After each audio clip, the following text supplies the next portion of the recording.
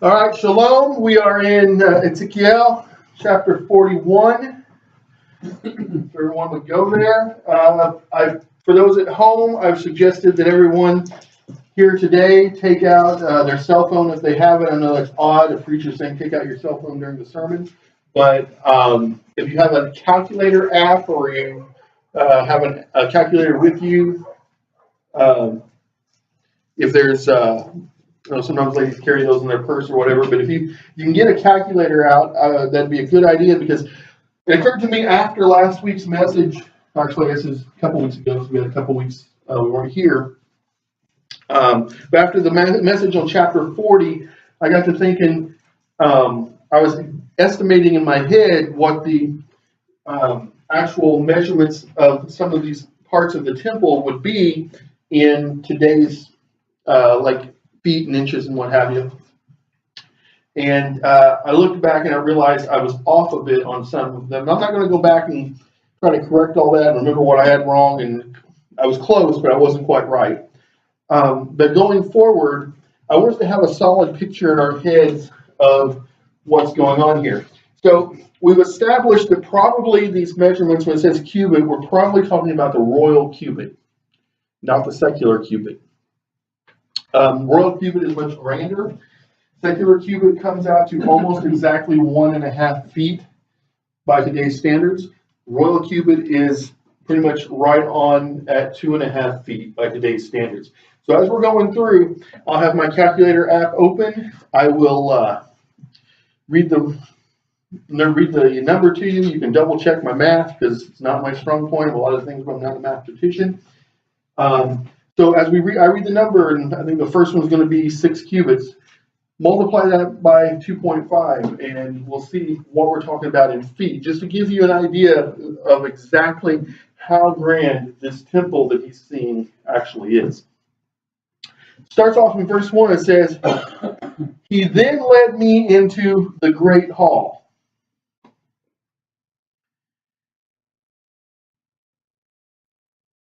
He measured the jambs, 6 cubits on either side. Such was the depth of the jamb. So 6 times 2.5 is 15. So 15 feet wide and 15 feet deep. Okay?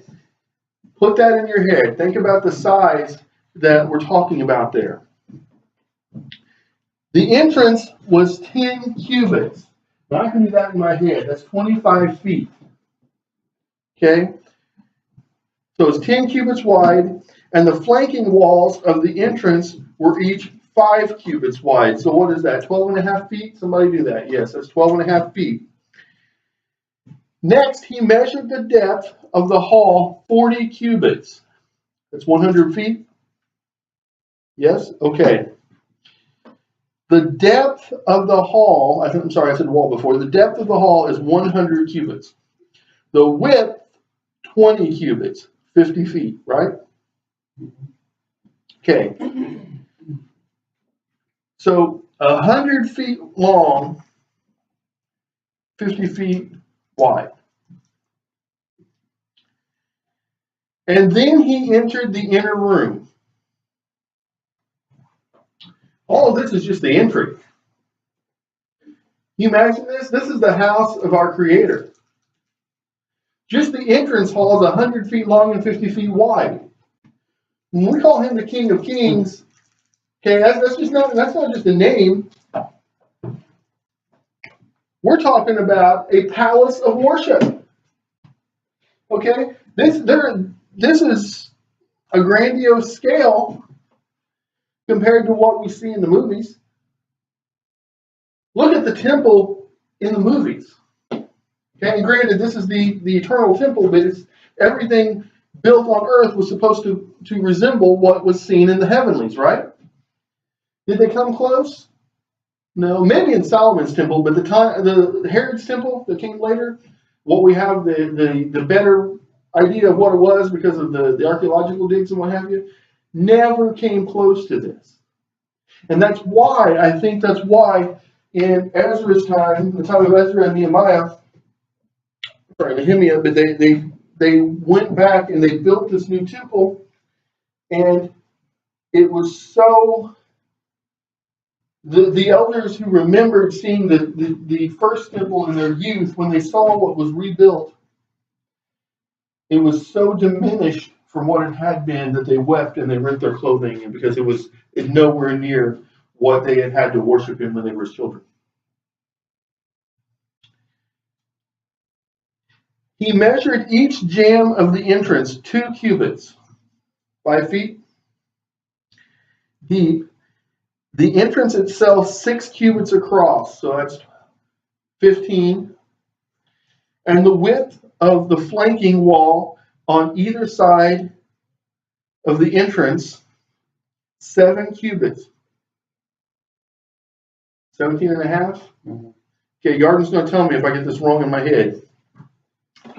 Then he measured the depth, 20 cubits, 50 feet, and the width at the inner end of the great hall was also 20 cubits, so it's 50 feet wide all the way down. And he said to me, "This is the Holy of Holies." Stop right there. This is the Holy of Holies. This is the place where the Ark of the Pact, usually people say Ark of the Covenant, but it literally is the Ark of the Ark of the Pact, the Ark of the Agreement. Okay, where agreement is made between Yehovah Elohim and his people. The place where only the high priest could enter in, and only once a year, to make atonement for the whole people. This is 50 feet by 50 feet. The Ark of the Covenant was probably a little longer than this podium, and probably about twice as wide. Okay? Maybe a little bigger than that, but not a whole lot. You got to remember, okay? Was it 8 men or 12 men that could carry it on poles? Okay? And they did this all the time, and it was loaded down with the tablets of the covenant, and Aaron's rod, and all the things that the manna from the desert, all the things that they put in there. It was heavy because it was made of wood and then covered in gold. Okay, it was not a light object, even for its size. But the room in which it stood was 50 feet by 50 feet. Sometimes before I started thinking about this and the true dimensions of the temple, I would think people made such a big deal out of the ark, and it was just because it had the power to kill people if they touched it, or it was just because nobody was allowed to approach it but the high priest. It was sacred, set apart. The room that Yehovah commanded to be built for it was 50 feet by 50 feet to store a box. But that's how important it was to him. And when it says that the presence of Elohim came out of the heavens and filled the Holy of Holies, and then later filled the entire temple,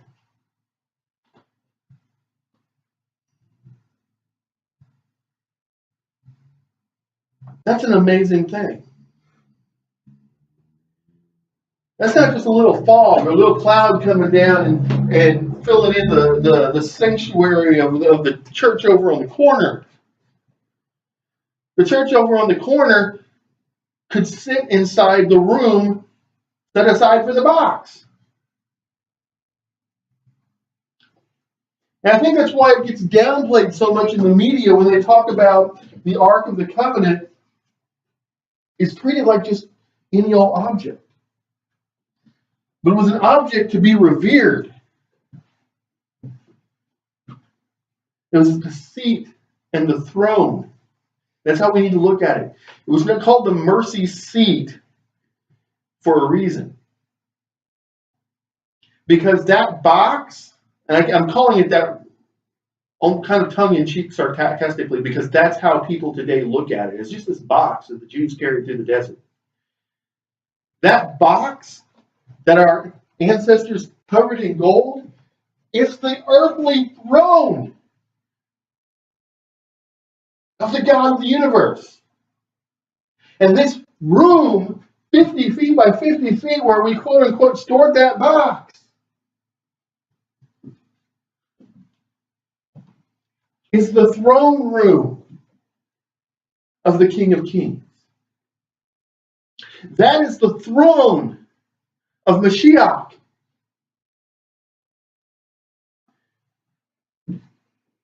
Think about that. It is the throne that the man of perdition is going to claim for himself.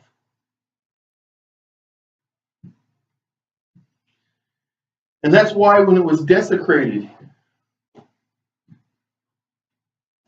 by Antiochus Epiphanes, it's why when a pig was killed and the blood was poured onto that sacred object,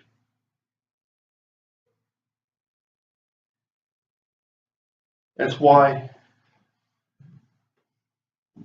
a family called Maccabee decided it was time to raise an army and put a stop to it. They understood our national identity that we tend to forget. Because to them, it wasn't a box in a room that got desecrated. It was the throne of their king that got desecrated.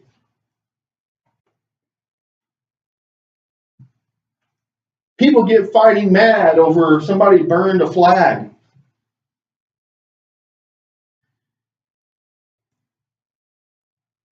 People throw a fit. And you know what? I'm as patriotic as the next guy.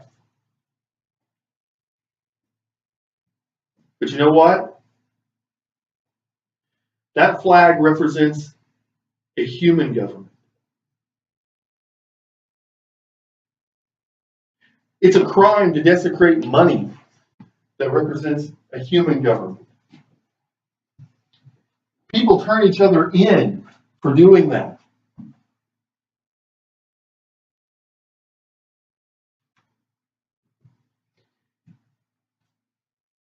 How much more terrible is it to stand aside and allow someone to desecrate the symbol of our Creator's government, of His kingdom? And yet most of the nation stood by and watched. It placated them. They said, well, these are the people in charge now.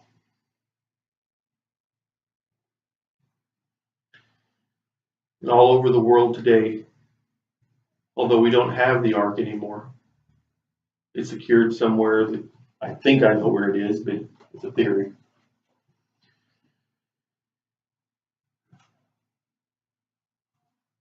Although the temple isn't physically standing now, all over the world today, Jewish believers are allowing the government of Elohim to be desecrated in the name of whatever, in the name of keeping peace, in the name of not being treated poorly by the Gentiles, whatever. We put aside the symbols of our beliefs. I'll never forget when I was working in corrections and it was somebody made a comment about I would never wear my kippah in a government building. You know what I did? I wore it every day for a week. People were shocked. People told me I shouldn't be wearing my Ezekiel in a government building because I was proclaiming religion. I said, okay, take off your crucifix.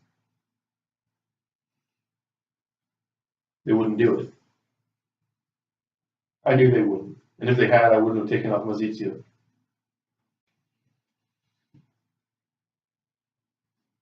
I wish I could say I've been that strong in all of my faith walk. That I'd be lying. early on, I worried still a lot about what people thought.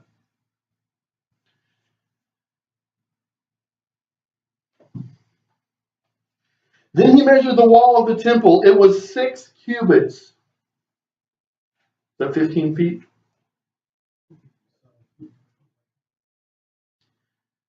On every side of the temple. And the side chamber measured 4 cubits across. That's 10 feet. The side chambers were arranged one above the other in 33 sections.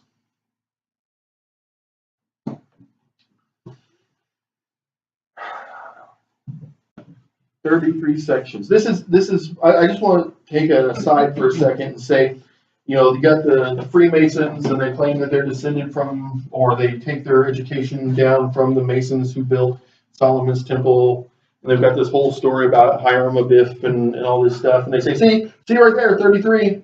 That's why we have 33 levels of masonry. And that may be why they have 33 levels, but they try to turn it around and say, well, the 33 sections referred to the 33 levels of masonry. That's a lot.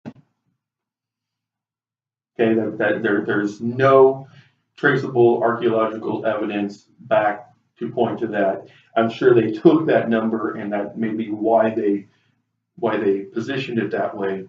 And if you want to get into the Hebraic numerology of 6 and 9 and what we're looking at with that, we can go into that at another time. It's not really what we're here for today. There's definitely symbology behind the 33 sections, but it has nothing to do with masonry. Anybody who tells you that is either lying to you or very, very misled. All around, there were projections in the temple wall to serve the side chambers as supports, so that their supports should not be the temple wall itself. Okay, so here's this wall. It's a massive, huge wall. Thicker than any wall I've ever seen. And we're going to build chambers against this wall, but we're going to build them in such a way that they don't use the wall in any way for support. People read this and either they gloss over it or they just say, that's really weird, and they move on.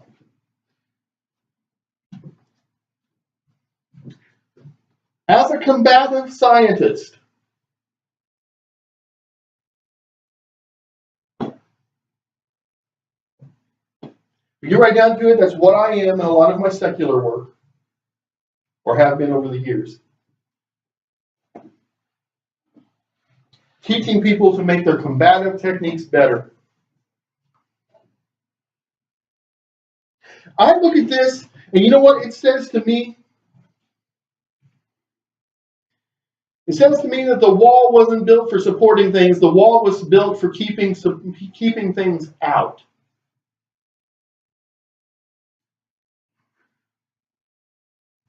And it tells me, I see this for 2 reasons. For one thing, when we get to Nehemiah and Ezra, and it talks about the walls of Jerusalem came down, but the walls of the temple were standing.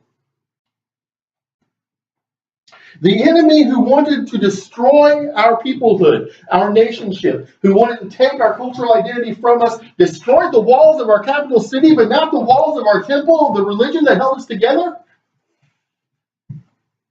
What sense does that make? Remember how I told you this was like a palace of worship? It is the castle and the citadel and the fortress of our King. That's why you build massive walls and don't use it to support anything. Because the walls are built to keep things out, not to hold things up. And the more pressure you put on it by using it to support things, the weaker you make the other side. That's why castles all over the world are built with massive walls. They don't support anything.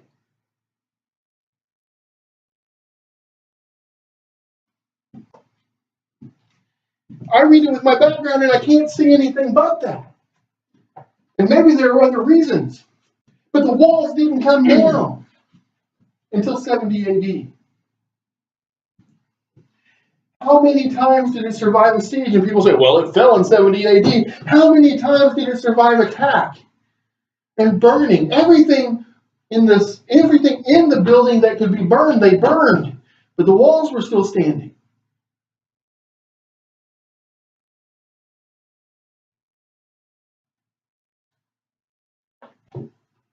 How can you miss that? And I've never heard a preacher preach it. I've never heard a rabbi teach on it. You know, when I was an Army cadet, I was required to study the battle tactics of King David because to this day, they're still some of the best that there ever were. They disregarded the fact that he was divinely inspired. They just wanted me to study the battle tactics. And since I wasn't a sanctified believer at the time, I just studied the battle tactics.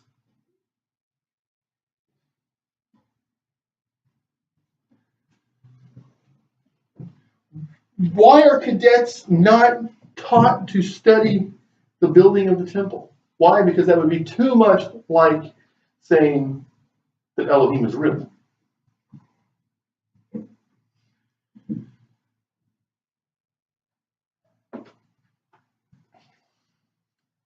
Calling us a nation with a king is not just an analogy. It's an identity. We can't lose it. We lose it, we lose everything. Our ancestors lost it, and they lost the entire land. The winding passage of the side chambers widened from story to story, and since the structure was furnished all over with winding passages from story to story, the structure itself became wider from story to story. The building goes like this.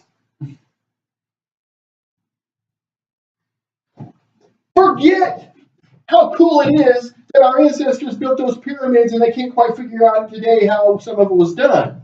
They were built like this. The temple does the opposite. It supports itself from inside.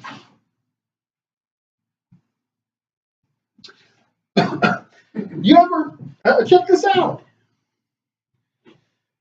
Do you know how to tell if Constantine wire on a military facility is built to keep people out or in? Which way is it leaning? If it's leaning out, it's built to keep people out. If it's leaning in, it's built to keep people in. Guess what? You can climb, not very real easily, but you can climb with somewhat ease up the inside of these walls and get up there and defend it. You would have to climb almost upside down at one point to get up the walls. Starting to figure out why it didn't fall? It was strategically sound.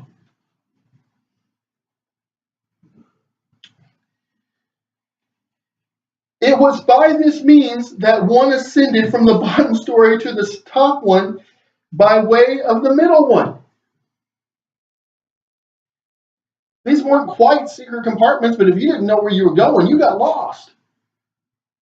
So even if somebody did somehow make it up, scale the outside wall and get over and come back down, they had no clue where they were going. Only the priest would have known how to get around in those upper areas. If the Haggadah caught you coming into the temple that way, you were a dead man before you got anywhere close to the bottom. I observed that the temple was surrounded by a raised pavement. The foundations of the side chambers, its elevation was a rod's length of 6 cubits, or 6 cubits. What's 6 cubits? 15 feet, is that right? So 15 feet off the ground just to get to the top of the foundation.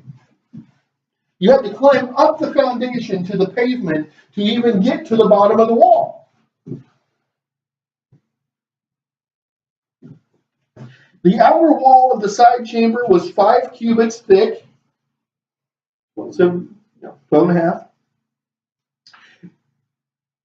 And that which served as a wall between the temple's side chambers and the chamber complexes was 20 cubits wide all around the temple, 50 feet, of entrances to the side chambers giving on the walk. There was one entrance to the north side and one entrance on the south side, and the space of the walk was 5 cubits thick all around, 12.5 feet.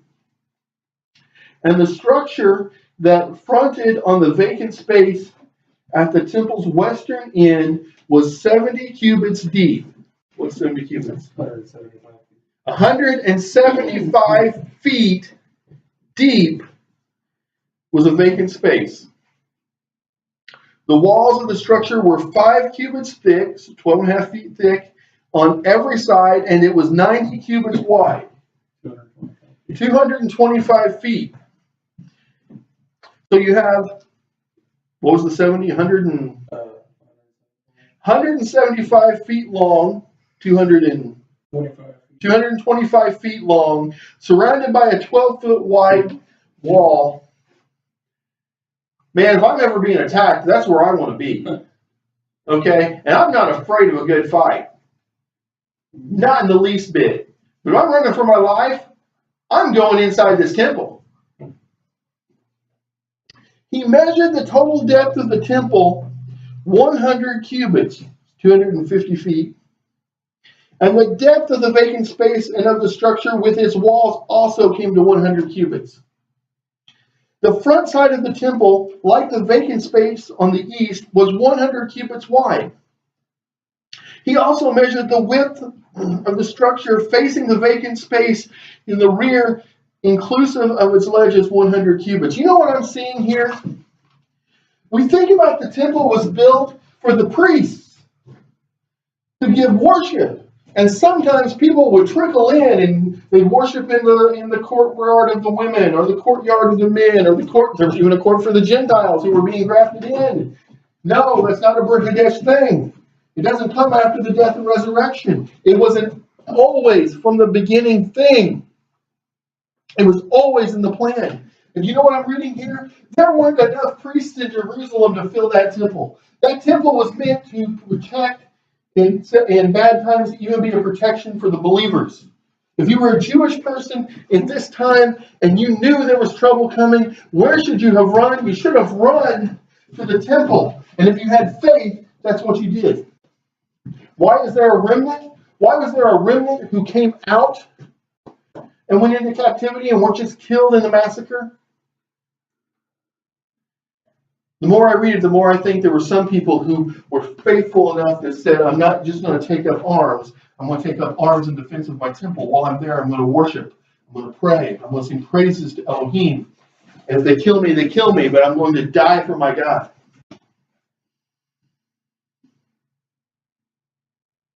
And they lived.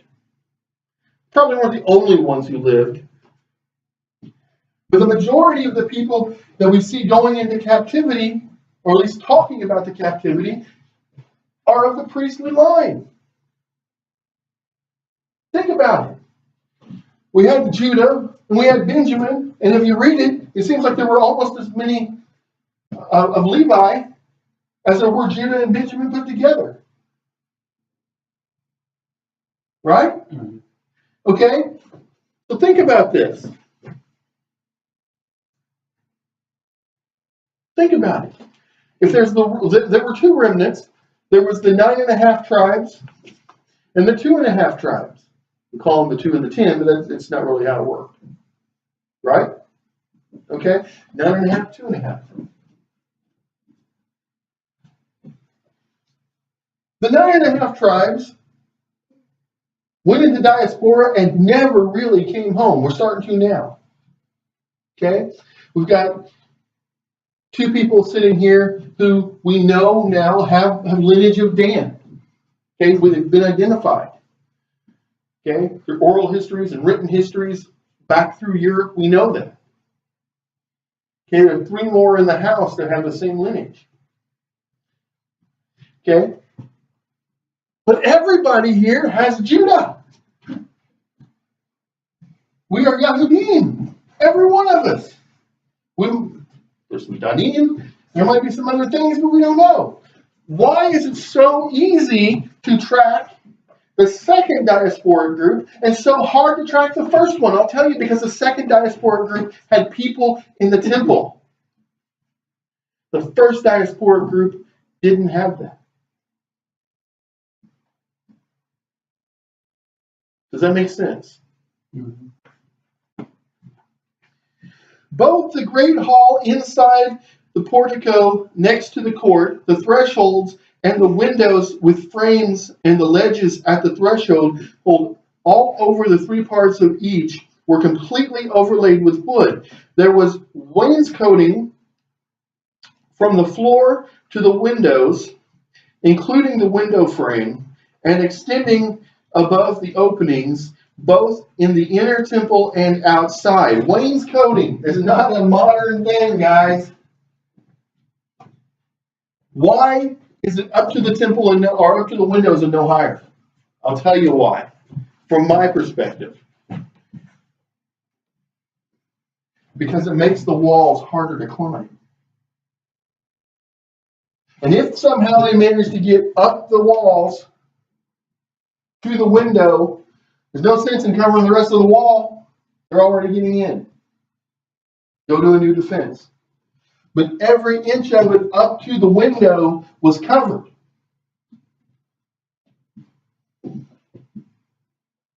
And all over the wall, both the inner one and the outer, ran a pattern.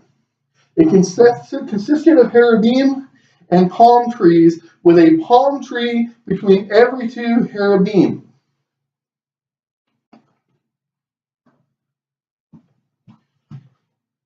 Some people are going to think this is a stretch, but I don't think anything happens as a coincidence when it comes to the scriptures, right? And I don't, when we pull out multiple teachings from different parts of scripture and somehow they seem to line up, I tend to think it's not a coincidence, it's what I call a guidance. Guidance from Elohim. Okay? In my earlier teaching that I did not plan for the two to coincide, because I'm in chapter 15 of Genesis and chapter 41 of Ezekiel, so there's no way that I just lined that up, right? We started the books in different months, different years, actually.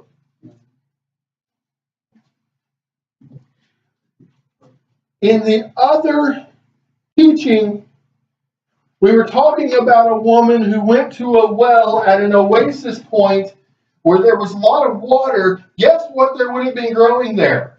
Palm trees. And guess who came and spoke to her there? An angel. An angel, we're not told which order of angels this angel came from. But when we see messengers of Elohim, who are they normally? Cherubim. Could we have a connection here? Could we be seeing here that Ishmaelites have a place in the temple worship of Israel? Because they are sons of Abraham.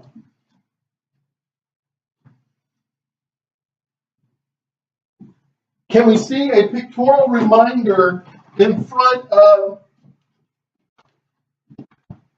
every priest who ever led worship or facilitated worship, every priest who ever stood in this temple? Can we see that there was a daily reminder of their call to not only tell the Torah to Israel, but to all of the sons of Abram and Sarai, or in this case, Abram and Hagar? Maybe that's a stretch, but I don't think it's just a coincidence. If there was a courtyard for the Gentiles, why would there not be a courtyard where Ishmael could stand? Because if you talk to most Yisraelim today, and you ask them to name off the nations that are Goyim, that are Gentiles, that are not covenantal, one of the first ones that gets named is the nation of Ishmael. Even though Torah says otherwise.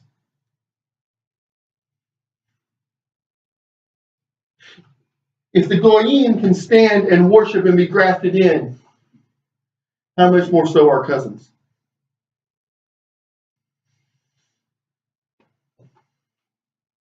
Each cherub had two faces. The actual cherub has four faces. but artistically on the wall they had two.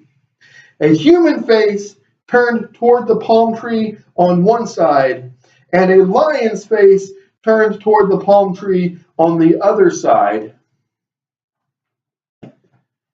Can we say picture of Mashiach, the man who is the lion of the tribe? Now, am I saying that Mashiach is a cherubim? No. No, he's not. He's the first created and firstborn of Elohim. But I don't think it's a coincidence either that these are the two faces. Because it could have been the other two faces, or one of these faces and a different one. Or each one could show two faces and they just alternate which faces. There's any number of combinations we could have seen, but we have these two faces staring at the Levitical priests every day that the temple stood, reminding them that they were to be priests to us so that we would be priests to the other nations.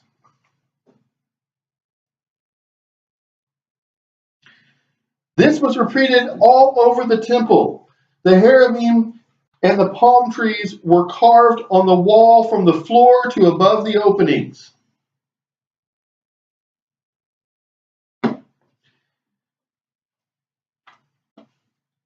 As regards the great hall, the great hall had 4 doorposts.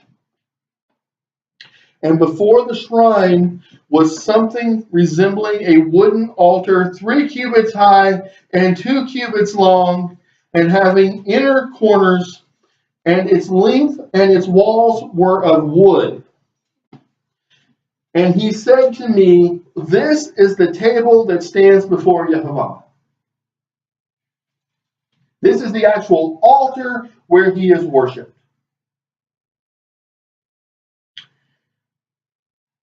I forgot to give measurements on that. So it's 3 cubits long, so that's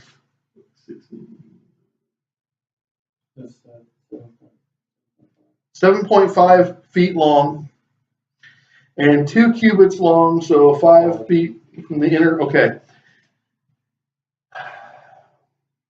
And he said to me, "This is the table that stands before Yehovah." I just read that. The great hall had a double door, and a shrine likewise.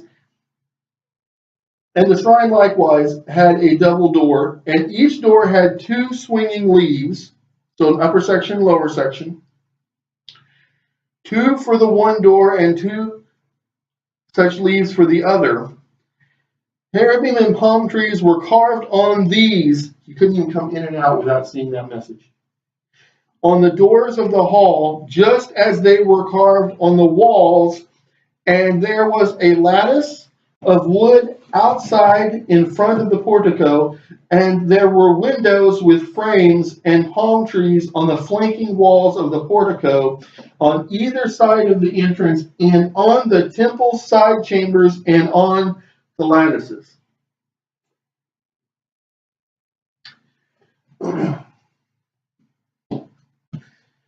The Torah, as much as grace,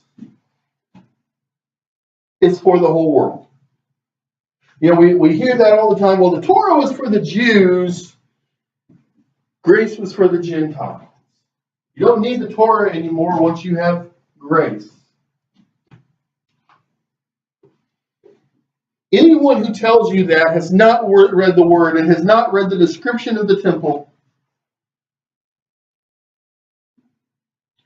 Because that scene that we talked about in the Genesis study that is being, I believe, being recalled here on the walls of the temple.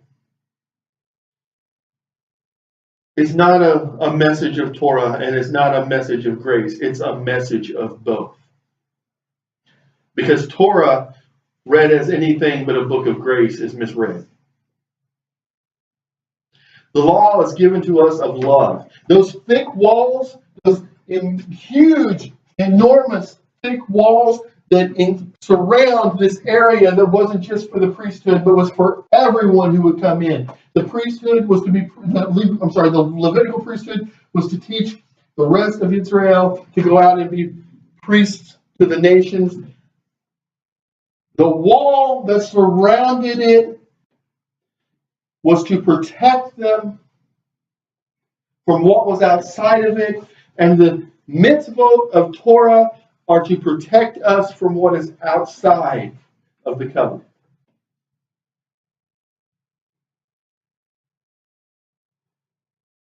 And anyone can come in and be protected. I don't care what you've done. I don't care what you used to believe. Recently had a conversation with a coworker. She calls herself an atheist. I've kind of got her convinced she's more like an agnostic. I don't think she really knew the difference until we started talking. And I'm trying, through the love that I see taught in Torah, I'm trying so hard, as is her husband, to convince her to believe.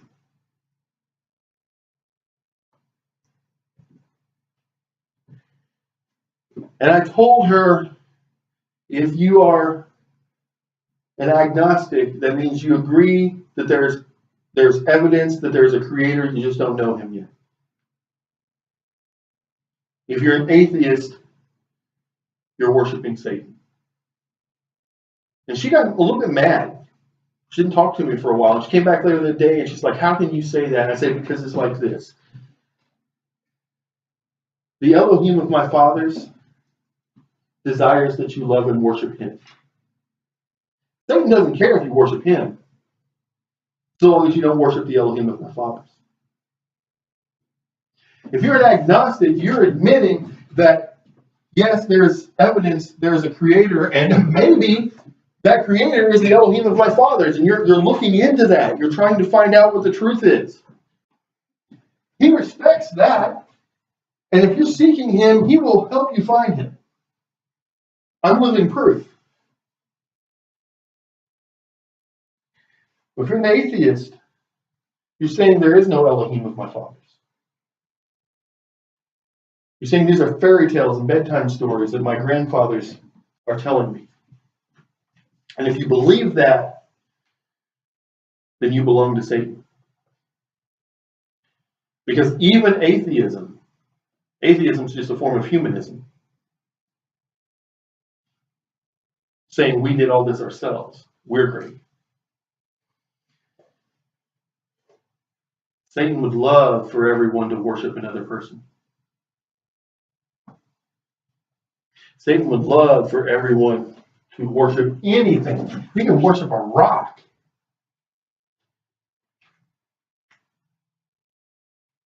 You can worship a fallen angel.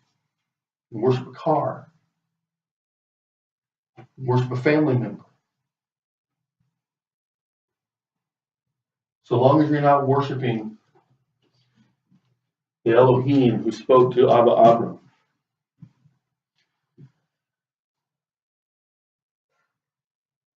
Then Hasatan doesn't care what you worship. Because in a roundabout way, you're worshiping him.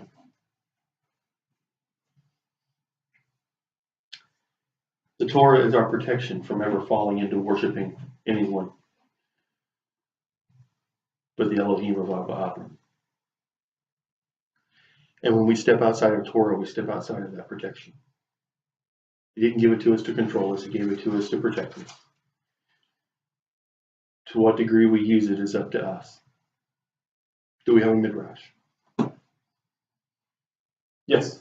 What is wainscoting? Is that like oil in their wall? Something like that. And it's used to cover paint, to protect it, makes it slick. Okay. It's used to, a lot of times if you have, I've seen it put on painted cement walls to protect the paint.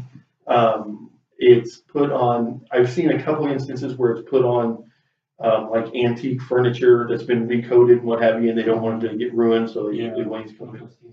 But it makes it not super slick, but it's slick enough that if you were trying to climb it, it wouldn't. It's all like old oil paintings and stuff. I don't know about that. I don't know. I'd have to study on that. I'm not in construction myself, so I mean, I'm not an expert on it, but what I've been around it, those are the ways that I've seen it used. You were talking about also about the wall, outside wall, you know, being easy to climb on the inside. I've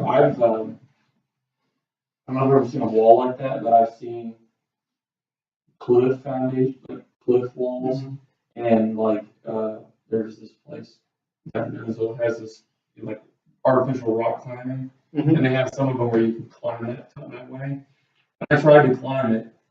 I've actually climbed, of course, you know, your harness stuff and everything. I've tried to climb it. It's really hard to climb a wall like that. You have to have a lot of strength. So if it's like slick on top of it. Add to that, you're wearing armor and carrying weapons. Yeah. Okay, how are you getting up? That'd be, I'd say probably only the strongest, physically strongest men in the world probably would be able to climb. I doubt anybody ever made it up. Yeah. And if they did, they'd be so tired by the top, they'd just finish them off. Those that did, you know, probably Yeah, I don't think they climbed up. No, they'd probably have like some siege ladder, siege tower. No, I was thinking the first one was, we always talk about the 9.5 and 2.5. She's a matriarch. It is like almost nothing about her after her 15 minutes of fame. Who? Oh, did not? Yeah. What about her descendants? Well, her descendants would have been, because your Israelite lineage, theoretically speaking, your Israelite lineage is supposed to be traced through your father. Okay. The tradition of tracing through the mother comes later, and we've talked about the reasons. My take on that is she married outside the covenant. Okay, and then her husband died. We don't really know that she had any children. Okay, we don't know that she married someone in the covenant. She might have remained a widow her whole life. We assume her husband died because it says that they went through the city killing men and they were actually angry at him. But we don't know that he died. It doesn't actually say that. So she might have remained married to him, and her children would have been Israelite on their mother's side, but or Yisraelim, I mean, on their mother's side, but that doesn't mean that they were raised in the covenant. Yes. They were coming into the covenant. Remember, they just got circumcised. And they probably they took the son in. Yeah. So technically, yeah, they were grafted in, but you gotta wonder. I mean, okay, really, if you get down to it, unless you're circumcised by choice as an adult, your circumcision has nothing to do with you and Elohim. It has to do with your father and Elohim. Okay, Yaakov was circumcised, but it had nothing to do with his choice. It was my choice. Right. Okay, I was circumcised, but my father didn't. My father just did it because it was just medically what was done. You know, it's just a quirk of his. Well, I shouldn't say quirk. I believe it was Elohim's plan, but because I was jaundiced and stayed in the hospital so long, I was circumcised on the 8th day, but it wasn't because my father was a believer. He would have had me circumcised on day 2 and take me home. Okay, so so my question there is, okay, they wanted peace between the two peoples, and the son of the king says, you know, I want to keep this woman as my wife. And the king says, okay, we're going to enter into this covenant. All men have to be circumcised. How many of them did it because they wanted to, and how many of them did it because they were told to? Okay, so I've raised Yaakov. I believe he's going to be a fine Jewish man. Okay, I think that's the route he is going in his life. But just because I had him circumcised, that was my commitment to raise him that way. That wasn't, you know, to raise him in faith. That wasn't his decision. And I think that would probably stands to reason then that the majority of the men in this kingdom probably did not want to be Jewish. Okay, they probably wanted to keep their pagan ways, but because of what the prince did, they said, well, okay, we got to do this. Probably didn't exactly line up happily to have themselves cut on, but they did it because they were ordered to them by their king. You think they were all ordered? I doubt many of them. I mean, if they hadn't been studying Torah, they probably didn't just raise their hand and say, I want I to. just, the way I look at it is, you know, was it Hamor? Was that her boyfriend and husband? Was that his name or was that his father's name?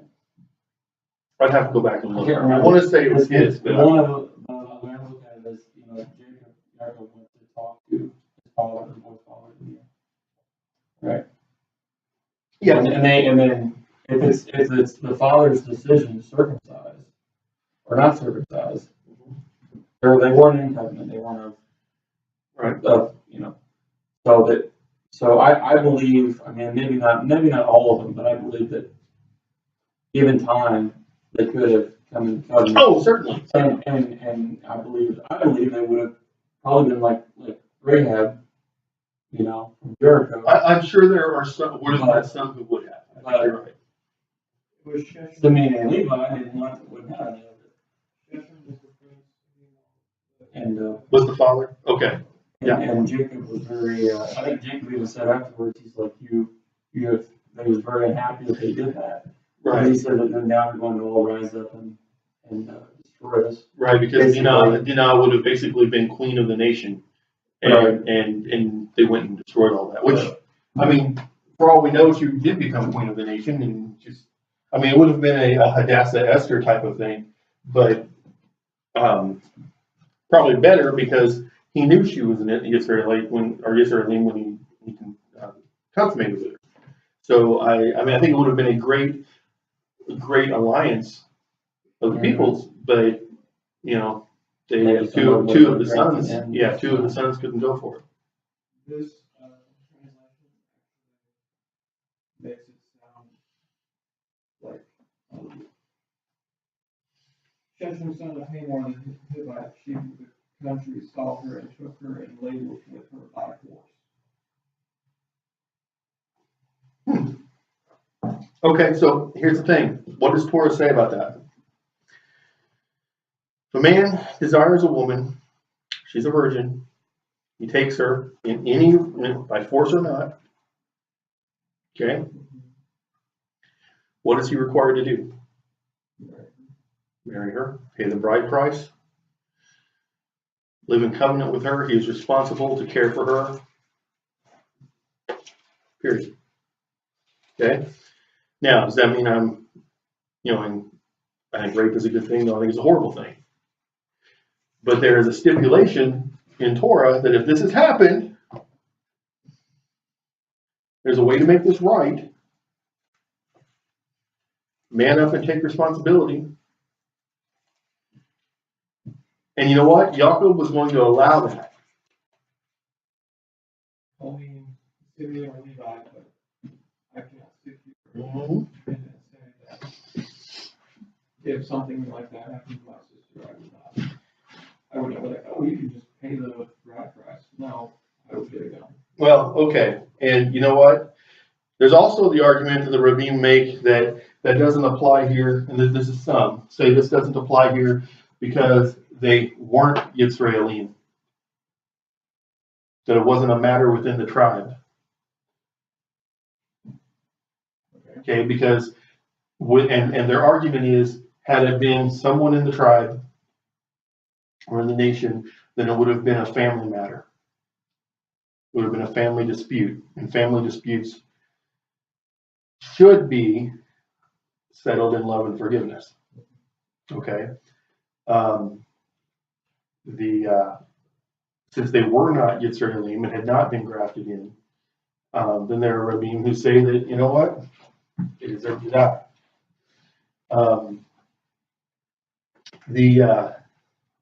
There are Rabbim who say that the whole lesson of Dinah is that fathers should keep a close eye on their daughters, and the daughters should not wander from the protection of their fathers, and she never should have been there in a situation where that could have happened. Okay, we had a situation in our family.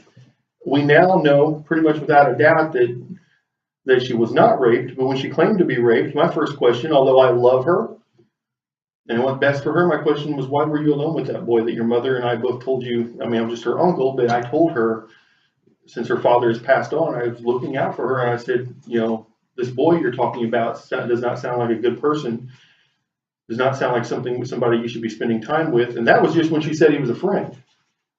Then she started dating him in secret, and we see where that went, right? And when she said she was raped, my heart went out to her, but I also asked her, why were you alone with somebody that we told you not to be alone with? Now that we realize it was probably consensual, still she wandered from the protection of her mother, her uncle, anybody who would have looked out for her. Yes. I was just reading on the, I had a little bit, I was looking at this, but it says, in verse 8 there, it says, and he was with them, saying, that's his father, my son children longs for your daughter, please give her to him in marriage. If you're married with us, give your daughters to us, and take our daughters for yourselves. You will dwell among us, and the land will be open before you, settle, move about, and acquire holdings in it. And Joseph said to your father and brothers, do me this favor, and I will pay whatever you tell me. Ask of me a bride price ever so high, I forgot as well that part. as gifts, and I'll pay what you tell me. Only give me the maiden for wife. He doesn't say that the father says, you need to do that. It just says that he said that. So I think although it was the wrong thing to do, he did try to make right. Right, and he may have been. I mean, we think of them as well, it was Yaakov's daughter, and she was the youngest, and yada yada yada, and all this stuff, and we think of her as this young little girl, and this is probably some young guy. You know what I'm saying? We don't know how old they were. Okay, her brothers all had kids by this time. She might have been, more than old enough to get married, and he might have been the prince may have been could have been my age. Who knows? All we know is that his father was king, and he wanted to get married. The reason I bring this up is because that's really like her moment of intimacy. 15 minutes of intimacy. And then we hear nothing of her descendants if she hasn't. We don't know that she did. I mean, if her husband died in the massacre, But she could have. I mean, technically, she's married with her father's consent, and her husband dies. I mean, yeah, she could have returned to her father's house. She could have stayed there with the people of her husband. She could have been so disgusted by what her brothers did that she never went back. So, would her descendants be considered an Abrahamic tribe, as in Ishmael? That's debated. That's debated a lot because the commandment is to trace through your father. Okay, but so many people today claim their lineage because my mom's grandfather was so and so. Okay, so a lot of Rebbeim today say, well, if you have a male Yisraeli ancestor, then you can claim it. Okay, and people go back and forth on that all the time. Literally, it seems to say your father has to be. Okay, which is why I was so blessed in my heart when I realized where our family name comes from. But had that never happened, had I not been aware of that, or had our name been like Smith and you had no clue, then I would have rested assured that I at least had Israelite blood. You know what I'm saying? I would have been satisfied with knowing that my mother's family descends. I'm not too worried about what the tradition or anything. I'm just thinking if somehow she did have kids at some point, how would they claim covenant? Well, they claim covenant by choosing to come into the covenant. They may not be considered born into the covenant, depending on how you interpret that. But that's why we have born again. You can come into covenant without. You don't have to have either parent in covenant. I think they kind of would have been also private resident aliens, nothing else. Yeah, it could have been. And you know what? She may have been pregnant from the consummation, even if he died, she could have given birth, and that child could have just been raised part of the tribe, and we just don't know. No, I just thought, what if they had killed all those people, and when the famine came, they didn't go have to go down to Egypt because they had enough food to feed all of them? Yeah. Yeah. 400 years of suffering could have been avoided. Anybody else before we do on it? No? All right.